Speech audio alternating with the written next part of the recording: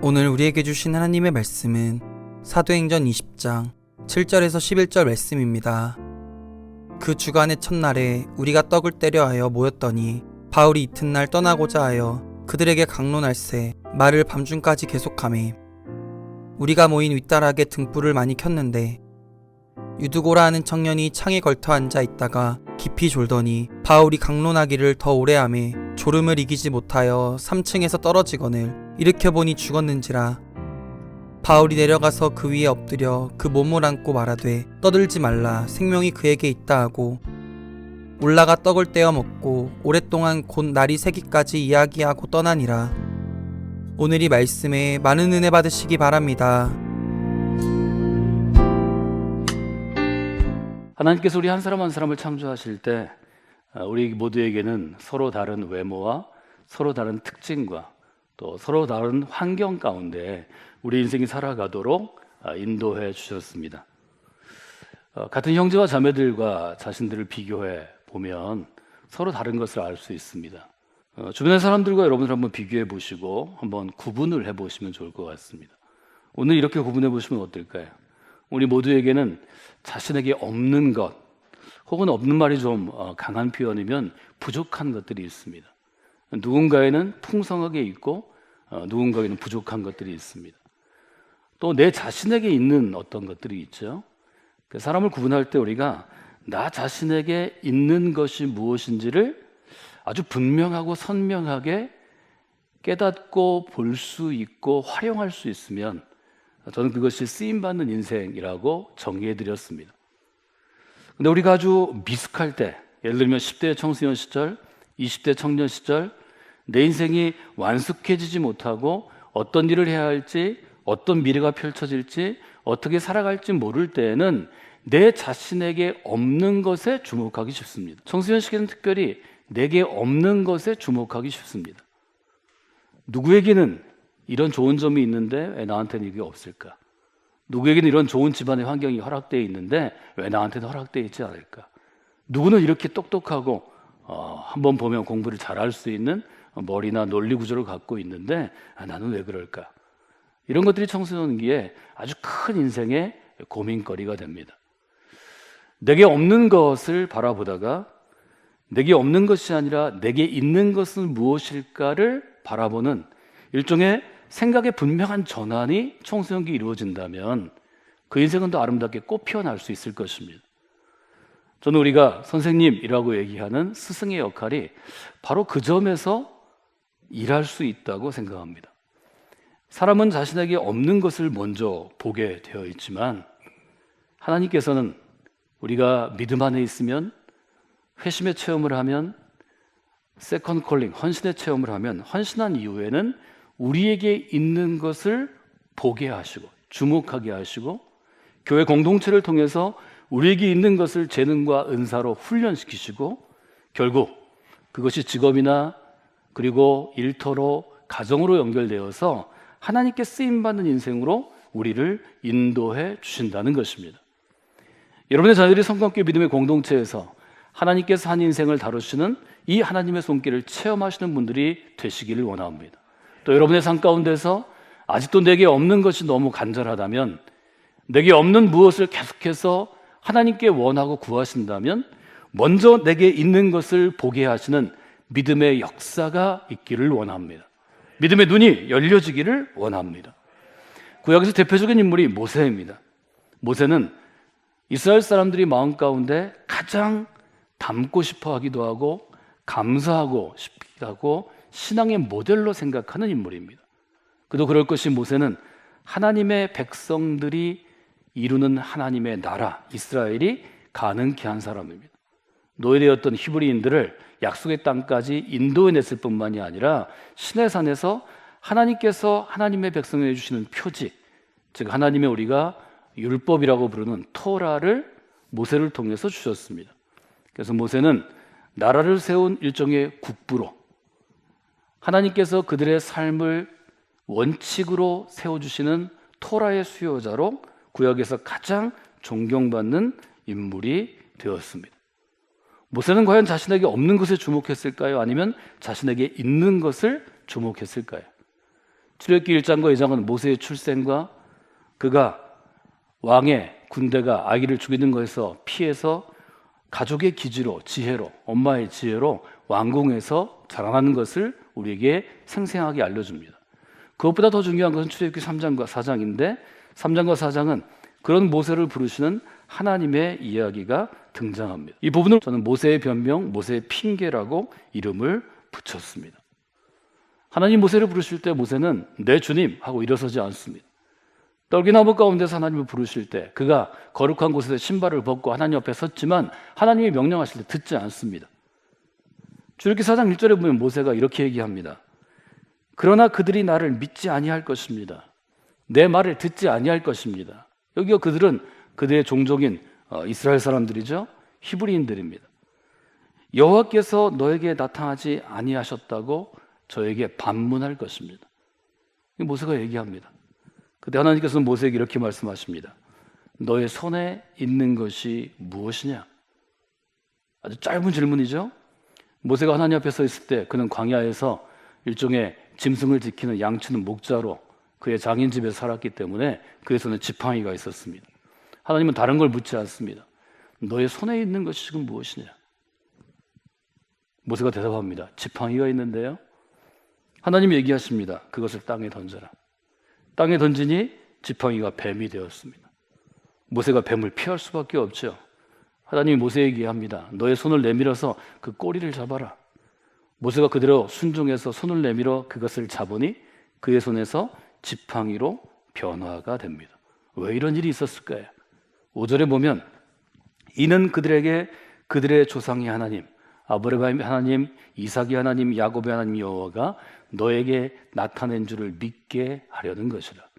말하자면 증거를 주기 위해서 하나님께서는 지팡이로 모세에게 일정한 교훈을 주십니다. 저는 이 질문이 아주 중요하다고 생각합니다. 하나님은 나에게 주시지 않은 것, 내가 아니라 내 동생이 갖고 있는 것, 내가 아니라 내 친구가 갖고 있는 것을 나에게 요구하시지 않습니다. 하나님은 아주 분명하게 우리 한 사람 한 사람에게 내가 너에게 준 것은 어디 있냐고 물으십니다. 내가 지금 갖고 있는 것은 무엇이냐고 물어보십니다. 하나님은 여러분이 없는 것에 헌신을 받지 아니하십니다. 여러분이 없는 것을 요구하시지 않습니다. 우리가 교회에서 일꾼이 필요해서 어떤 사역 가운데 일이 있을 때 여러분 이 일 가운데 하나님의 여러분을 부르십니다. 콜링이 있습니다. 할 때 많은 분들이 변명하고 핑계합니다. 모세는 이렇게 얘기하죠. 하나님 저는 자격이 없습니다. 제가 누구간데 하나님의 사람으로 이 일을 할 수 있을까요? 지금으로 얘기하면 하나님 저는 목회자가 아닙니다. 저는 신학교를 나오지 않았습니다. 저는 예언자가 아닙니다. 저는 예언자 밑에서 자라난 사람이 아닙니다. 모세는 나는 자격이 없다고 얘기합니다. 내가 누구간데 바로에게 갈 수 있겠습니까? 두 번째로 모세는 나는 지식이 없다고 얘기합니다. 하나님이 지금 저에게 나타나서 저를 부르시는데 제가 하나님을 잘 알지 못합니다. 하나님께서 듣지 않으시니까 모세가 자기 얘기합니다. 하나님 아시는데요, 말을 잘 못합니다. 이집트의 왕인 바로에게 가서 말하려면 논리적으로 제가 논리 정연하고 말도 아주 유창하게 하고 바로하고 말싸움에서 논쟁에서 이겨야 하는데 제가 말을 하지 못합니다. 하나님이 그것도 듣지 않으시고 모세에게 그냥 가라 그렇게 하시니까 모세가 또 얘기합니다. 하나님 저는 신용 없는 사람이에요. 하나님 히브리 사람들이 동족들이 나를 믿지 않아요. 여러분 모세의 이야기가 모세로 끝난다고 생각하시면 아니 됩니다. 때때로 우리들은 사실은 우리 모두는 나에게 없는 것에 주목하는 경향이 강합니다. 어떤 일을 반드시 누군가 해야 되는 믿음의 도전 앞에서 우리는 결단하지 못합니다. 왜냐하면 그 도전을 충족시키는 조건이 혹은 충족시키는 재능과 은사가 내게 없는 것을 사실 알기 때문입니다. 하나님은 내게 있는 것이 무엇이냐고 물어보는 것입니다. 내게 있는 것이 무엇이냐고 물어보시는 하나님 앞에서 변명하고 핑계를 대고 그 타이밍, 그 거룩한 기회를 놓치게 될 때 우리에게 주어지는 현상이 있습니다. 그것은 하나님의 때를 붙잡지 못하고 하나님의 때를 흘려 보내는 것입니다. 얼마나 많은 그리스도인들이 많은 시간을 핑계를 대느라고 소모합니까? 얼마나 많은 시간 동안 혹은 기회 동안, 많은 타이밍 동안 변명하느라고 열중합니까? 하나님이 여러분을 부르신다고 느끼고 깨닫고 듣게 되었을 때는 그때가 바로 하나님의 때입니다. 우리에게 예 주님 하는 믿음이 필요합니다. 나의 없는 것을 아시는 하나님께서 지금 이 거룩한 기회에 나를 쓰시는 것은 나의 있는 것을 쓰시기 위함입니다. 나의 있는 것을 내가 아직 보지 못해도 하나님은 보게 하실 것입니다. 주목하게 하실 것입니다. 스데반이 하나를 주목한 것처럼 나의 인생과 나의 있는 것을 주목하게 하시는 것입니다. 저는 이것이 믿음이라고 말씀드렸습니다. 내가 충분히 알고 있는 것으로 내가 할 수 있는 일을 한다면 그게 어떻게 믿음이 되겠습니까? 내가 아직 알지 못하지만 하나님이 나에게 숨겨주신 것, 아니 아직 내가 찾지 못한 것, 내게 없는 것을 가지고 하나님의 일을 감당할 때 그때 믿음이 필요한 거죠. 하나님께서는 하나님의 때에 하나님께서 내게 주신 것으로 우리를 사용해 주시는 것입니다. 교회 안에서, 믿음의 공동체 안에서 스승의 역할은 어떤 것일까요? 나 자신에게 있는 것을 찾게 하는 사람, 나 자신에게 하나님께서 주시는 것을 알게 하는 사람이 아닐까요? 우리는 스승과 제자의 관계를 바울과 디모데에서 찾습니다. 디모데전서 4장 12절로부터 13절, 14절, 15절에 보면 바울이 디모데에게 어떤 영적인 스승이었는지가 아주 분명히 드러납니다. 여러분이 아시는 것처럼 디모데는 바울처럼 카리스마 있는 리더가 아니었습니다. 그는 아마 목소리도 조용했을 것이고 아주 순했을 것이고 나약했습니다. 교인들이 그를 무시했습니다. 그는 교인들보다 훨씬 젊은 나이에 바울이 맡긴 교회 담임 목사가 되었습니다. 얼마나 힘들고 어려웠는지 그는 바울에게 못하겠다고 편지를 썼던 것 같습니다. 바울이 그를 돕기 위해서 이렇게 편지를 씁니다. 디모데전서 4장 12절에 보면 이렇게 되어 있죠. 교인들 가운데 누가 됐든지 너의 젊음을, 너의 연소함을, 교인들보다 나이가 젊은 것을 업신여기지 못하게 해라. 목회자는 업신여김을 받는 사람이 아니다. 너는 말이나 행실이나 사랑이나 믿음이나 정절에 대해서는 너보다 나이 많은 교인들에게 본이 되어야 한다. 13절에 이렇게 되어 있죠. 내가 이를 때까지, 내가 갈 텐데, 내가 도착할 때까지 너는 읽는 것, 성경을 읽는 것, 권하는 것, 성경으로 권면하고 성경으로 가르치는 것, 이 일에 창념하라. 아주 전념해야 한다. 14절이 아주 중요합니다. 14절은 이렇게 시작하죠. 내 속에 있는 은사, 곧 장로의 회에서 안수 받을 때 예언으로 말미암아 받은 것을 조심없이 말며. 표준세 번역은 이 부분을 이렇게 번역합니다. 그대 속에 있는 은사, 곧 장로들의 모임에서 안수 받을 때 예언으로 그대에게 주신 은사를 소홀히 취급하지 마십시오. 두 가지죠. 디모데에게 바울이 깨우친 것은 내 속에 있는 은사를 기억해야 한다. 그리고 그 은사를 소홀히 여기지 말고, 하찮게 여기지 말고 아주 중시해야 한다. 15절에 이렇게 되어 있습니다. 모든 일에 전심전력하여 너의 진보를 모든 사람에게 나타나게 하라. 이것이 바로 바울이라는 영적인 스승이 그에게 영적인 제자였던 디모데의 영혼을 깨우는 권면이었던 것을 기억합니다. 사도행전 20장에 보면 바울이 이처럼 디모데뿐만이 아니라 함께 일했던 바울의 제자들에게 스승으로서 행한 일들이 기록되어 있습니다. 첫 번째 바울은 어떤 스승이었나요? 첫 번째 바울은 함께하는 사람들을 권하여 세우는 선생님이었습니다. 사도행전 20장 1절은 이렇게 시작합니다. 소요가 그침에 바울은 제자들을 불러 권한 후에 작별하고 떠나 마게도냐로 가더라. 사도행전 20장을 알기 위해서는 19장을 알아야 되죠. 19장에서 바울은 큰 어려움을 경험합니다. 도시에 있던 사람들이 수만 명이 모여서 바울 한 사람을 비난하고 책임을 즉 성토하는 시간을 갖습니다. 바울은 그 도시를 떠나야 했습니다. 떠날 수밖에 없는 상황이었습니다. 모두 그에게 책임을 전가하고 그는 테러를 당할 상황이었습니다. 1절에 중요한 바울이 행한 일이 세 가지 되었죠. 첫째, 제자들을 불러 모이게 합니다. 둘째, 모인 제자들을 권했습니다. 세 번째, 작별하고 떠났습니다. 그래서 이 권하다라는 단어가 중요합니다. 권하다라는 단어는 현대어 선형경으로 번역할 때 격려하다 이렇게 번역됩니다. 근데 지금 우리가 사용하는 격려라는 단어와 성경에서 좀 얘기하는 권하다라는 단어는 좀 구분할 필요가 있습니다. 지금 우리가 사용하는 격려라는 단어는 마음을 북돋아 주는 것입니다. 말하자면 마음에 아주 좋은 긍정적인 선한 에너지를 주는 것입니다. 그래서 기운을 차리게 하는 것입니다. 활력을 주는 것입니다. 이 격려하는 자는 매우 중요하죠. 여러분이 힘들었을 때, 지쳤을 때, 포기하고 싶을 때, 낙심하고 싶을 때 옆에서 누군가 격려해 준다면 큰 힘이 될 것입니다. 그러나 그것은 작은 격려입니다. 성경에 써 있는 권하다는 어떤 것인가 하면 바울 사도가 가르친 성경의 진리를 삶 가운데 실제로 쓸 수 있도록, 적용할 수 있도록 가르치고, 때로는 꾸짖고, 때로는 강력하게 채찍질하는 것입니다. 그냥 쓰다듬어주고 안아주고 옆에서 도와주는 것과는 조금 다릅니다. 여기 쓰인 헬라어 단어가 옆에 서서 도와준다라는 뜻입니다. 우리가 보혜사 성령이 하는 일을 영어로 헬퍼라고 번역하는데, 그때 쓰는 단어 파라클레토스가 바로 이 단어입니다. 바울이 스승으로서 한 일은 어떤 것인가 하면 권하는 것이었습니다. 지금 지쳐있는 디모데 옆에 섭니다. 그리고 그를 돕습니다. 그런데 이 돕는 것은 단순히 옆에서 안아주고 보듬어주고 위로하는 게 아닙니다.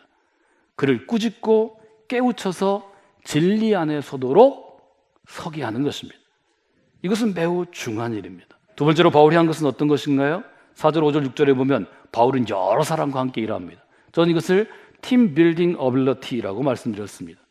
한 사람이 일하는 게 아닙니다. 바울의 목회의 특징은 여러 사람을 훈련시키고, 그 사람이 아직 미숙하면 이 일을 맡을 때까지 훈련시키고, 이 일을 맡을 수 있으면 그 사람을 담임 목사로 세워서 여러 교회를 계속해서 개척해 나가는 것입니다. 그래서 함께 하며 세우는 것이 바로 스승의 역할입니다. 4절에 보면 이렇게 되어 있죠.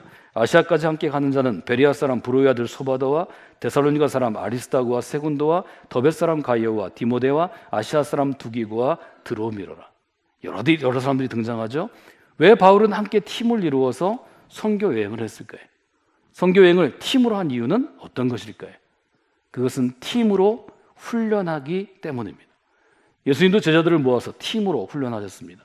바울도 사역 팀을 만들어서 지금 이곳에서는 7명을 선택해서 자기의 선교팀 가운데 함께 하는 것을 보게 됩니다. 그래서 믿음의 스승들은 함께 하면서 리더를 세웁니다. 여러분, 성공학교 믿음의 공동체 안에서 성도들과 함께 하면서 리더를 세우는 그리스도인으로 여러분들이 쓰임받는 분들이 되시기를 원합니다. 오늘 제가 여러분과 함께 나눈 것들을 한번 잘 정리하시면 좋을 것 같습니다. 사람은 자기에게 있는 것과 없는 것 중에 없는 것을 주목하는 경향이 있습니다. 이것은 여러분의 인생을 낭비하게 합니다. 여러분이 믿음 안에 있고 거룩한 기대를 품고 하나님이 여러분의 인생을 사용하시기를 원한다면 여러분에게 있는 것을 먼저 주목하셔야 합니다. 하나님은 있는 것으로 일하게 하시고 쓰임받게 하십니다. 이 일을 가능하게 하는 것이 영적인 교사들, 영적으로 여러분들에게 스승이 되는 사람들이 할 일이고, 여러분 모두가 여러분보다 믿음이 어린 영혼들에게는 그 스승의 역할을 감당하실 수 있어야 합니다. 첫 번째 스승의 역할은 어떤 것인가요? 권하여 함께 옆에 서서 그를 진리로 세우고 진리를 적용하도록 돕는 사람이 되는 것입니다. 두 번째는 여러분이 성광교회 같은 믿음의 공동체에서 함께 하시는 동안에 팀으로 사역하시고 팀으로 훈련받으시고 팀 안에서 리더로 세움받는 게 중요합니다. 여러분들이 믿음의 스승들을 성광교회에서 여러분 만나시고 좋은 영향들을 받기를 원합니다. 여러분이 좋은 영향을 받은 것처럼 여러분보다 믿음이 여리고 새롭게 신앙생활을 시작하는 성도들에게 동일하게 영적인 스승으로 쓰임받는 분들이 되시기를 원합니다. 하나님께서 그 일을 통해서 여러분들을 세우시고 함께 하시리라 기대합니다.